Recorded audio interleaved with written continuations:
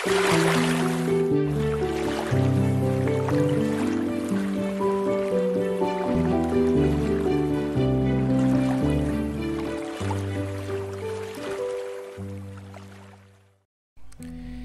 বন্ধুরা, welcome to another episode of Rahul's world. আজকে পুরো সেটআপ রেডি এবং সব কিছু রেডি।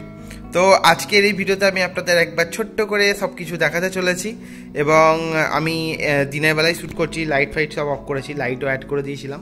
তো চলুন সব কিছু আজকে এই ভিডিওতে দেখানো যাবে। তো প্রথমেই আমি আমার এই ট্যাঙ্কে যাব। এই ট্যাঙ্কটাই যাওয়ার আগে আমার মনে হয় আজকে আপনাদের একটু শুরু থেকেই শুরু করা উচিত।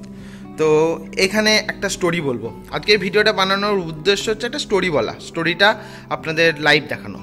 তো এটা ছিল আমার প্রথম ট্যাঙ্ক। তখন মনে হয় সম্ভবত 2007 কি 6 হবে বা তার আগে, আমার এক্স্যাক্ট ডেট হয়তো মনে নেই।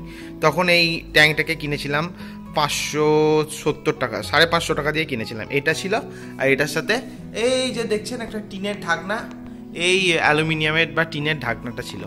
তো এটা ছিল। তো এটার একটাই প্রবলেম হয়েছিল, এই যে এই পিছনের একটা কাঁচ, এই কাঁচটা ভেঙে গেছিলো একবার। তো এটাকে চেঞ্জ করতে হয়েছিল। বাদ বাকি এই ট্যাঙ্কটার কোনো দিন কোনো প্রবলেম হয়নি। তো এখানে আপাতত এখানে আমার পোলার প্যারটের, এই মুহূর্তে পোলার প্যারটের বাচ্চা আছে। প্রথম ট্যাঙ্ক এটাই। তো এরপর আমি একটা সেকেন্ড ট্যাঙ্ক করেছিলাম, সেটাকে চলুন দেখাবো। বন্ধুরা, এটা হচ্ছে আমার সেকেন্ড ট্যাঙ্ক। এটা ওই টাইমে করেছিলাম, তখন নিয়েছিল 310 টাকা কি 20 টাকা মতো নিয়েছিল।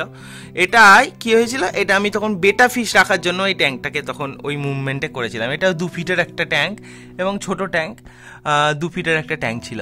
তো এটা ওই মুভমেন্টে করেছিলাম। বেটা ফিশের প্রথম ব্রিডিং আমি এই ট্যাঙ্কে করি। তো এইগুলো একটা করে মেমোরি, এবং এগুলো আপনাদেরকে দেখাচ্ছি তার কারণ হচ্ছে আপনারা এর সাথে জড়িত আছেন।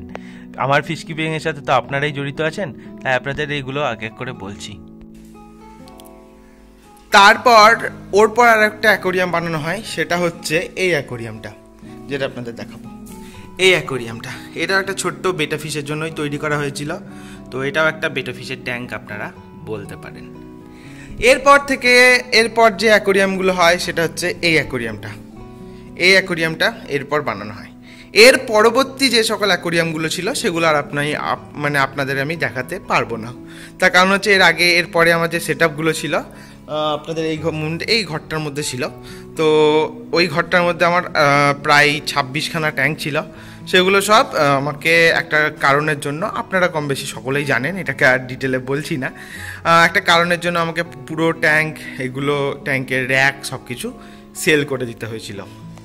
তো তারপর আমার কাছে সেই মুভমেন্টে থেকে যায় এই ট্যাঙ্কটা আর ছোট দুটো ট্যাঙ্ক। আর একটা ছিল, ওই ট্যাঙ্কটা ভেঙে গেছে। তো ওই ট্যাঙ্কটা একটা ছিল, ওই ট্যাঙ্কটা একটা 4 ফিটের ট্যাঙ্ক ছিল।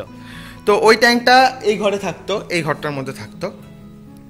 তো তখন কি হয়েছিল, এই বারান্দার মধ্যেই আমি, আমার ভাই এবং আমার ছোট ভাই, আমরা সব খেলছিলাম ক্রিকেট। এই বারান্দার মধ্যেই খেলতাম ছোট্ট ব্যাট নিয়ে। তো কোনোভাবে আর কি বল লেগে ওই ট্যাঙ্কটা ভেঙে যায়। তো যাই হোক, ওটা একটা ইনসিডেন্ট, একটা অ্যাক্সিডেন্ট হোয়াট এভার হয়ে গেছিলো। এরপর আস্তে আস্তে এবার নতুন এই ট্যাঙ্কটা তৈরি করলাম। এই ট্যাঙ্কটার হিস্ট্রি তো আপনারা সকলে জানেন। নতুন লাইট লাগিয়েছি, নতুন সব কিছুই করলাম। কত টাকা খরচা হয়েছে আপনারা সকলেই জানেন। পাম্প, হিটার সব কিছু এখানে দেওয়া আছে। লাইট জ্বালালাম আপনাদের যাতে ভালোভাবে দেখানো যায়। এবং এখানে পোলার প্যারট আছে, 6টা পোলার প্যারট আছে এবং তারা এখানে বেশ ভালোই আছে, দিব্যি বাচ্চা টাচ্চা দিচ্ছে, হ্যাপি আছে। তো এইগুলো হলো। তারপর বা এটার আগে আমি প্র্যাকটিসের জন্য, এই ট্যাঙ্কটা বানানোর আগে, এটা 4 ফিটের ট্যাঙ্ক ছিল, জীবনে কোনো দিন ট্যাঙ্ক বানাইনি। তো প্র্যাকটিস করতে হবে, প্র্যাকটিসের আগে জন্য এই ট্যাঙ্কটা বানালাম। এটা একটা ছোট্ট বেটা কিউব বলতে পারেন। তো বেটা কিউবের জন্য একটা ট্যাঙ্ক বানালাম। তো এইভাবেই ফিশ কিপিং চলতে থাকলো। এবার মাছের জিনিসগুলো বলবো। আমি অনেক ধরনের মাছ পুষেছি, প্রায় সব ধরনের মাছই পোষা হয়ে গেছে, 2-3টে হয়তো কিছু স্পিসিস বাদ গেছে। প্রথম দিকে আমার কাছে খুব দামি কিছু মাছ ছিল, যেমন আমার কাছে গোল্ডেন অ্যারোয়ানা ছিল এবং আরও অনেক কিছুই ছিল। ফন্টোসা ছিল, বেশ বড় বড় সাইজে ফন্টোসা ছিল। তো অনেক মাছ ছিল, বেশ কিছু দামি মাছ, কিছু ভালো কোয়ালিটির ফ্লাওয়ারন ছিল। তো আমি অনেক কিছুই সে মুভমেন্টে আপনাদের দেখাতে পারিনি। আপনারা অনেকেই সেট আপ ট্যুর চাইতেন, সেট আপ ট্যুর দেখানোর জন্য। তার কারণ ছিল ওই ঘরটা এতটাই ছোট ছিল, আমি যদি ফোন নিয়ে বা যে কোনোভাবে আপনাদের জন্য ভিডিও করি, আমি যদি ঘুরি সেখান থেকে আর ব্যাক করা যেত না, ওখানে আমি স্টাক হয়ে যেতাম। তো কোনোভাবে কোনো মতে আর কি মাছকে খাবার দিয়ে চলে আসা, মাছকে দেখাও যেত না সেরকমভাবে। তো এই কারণগুলোর জন্য আপনারা জানেন, এগুলো যদিও আপনাদের বলেছি এই জিনিসগুলো, তো এইগুলোর জন্যই আমার তখন এগুলো সেট আপগুলো দেখানো হয়নি। এখন তারপর এই বারান্দাটা ছিল না, এই বারান্দাটা নতুন হলো, তো তারপর থেকে জায়গা মোটামুটি স্পেস অনেকটাই পাওয়া গেল। এখন আর দেখানোতে বা মাছের কোনো কিছু আপডেট দিতে আর কোনো অসুবিধা নেই। বাকি এই যে এই র্যাকটা করলাম, র্যাকটা বানানোর ভিডিও আপনারা হয়তো দেখেছেন, তো না দেখলে চ্যানেলে আছে, এগুলো সব চ্যানেলে আছে, আপনারা দেখতে পাবেন। এখানে দেখুন আমি এই উপরগুলোতে মেডিসিন রাখি, এটা হচ্ছে প্যারাসাইটের মেডিসিন বা ইন্টারনাল যে প্যারাসাইটগুলো হয় তার মেডিসিন। এটা পাশে আছে এগুলো জলের কন্ডিশনার আছে, এখানে খাবার ছিল এখন মনে হয় খালি আছে, এখানেও কিছু জলের কন্ডিশনার আছে, এখানে অ্যান্টিফাঙ্গাল ওষুধ আছে, এখানে পটাশিয়াম পারম্যাঙ্গানেট আছে, এখানে আছে মেথিলিন ব্লু আছে, এখানে সল্ট আছে বিভিন্ন ধরনের, এখানেও র সল্ট আছে, মাছের খাবার আছে, এখানেও 2-3 ধরনের খাবার আছে। এই এক ধরনের খাবার, এই এক ধরনের খাবার, এখানে এক ধরনের খাবার আছে, 3 ধরনের খাবার, আর এখানের এক ধরনের খাবার আছে, 4 ধরনের খাবার এখানে আছে। আর এই একটা লাইভ ফুডের কালচারের জায়গা,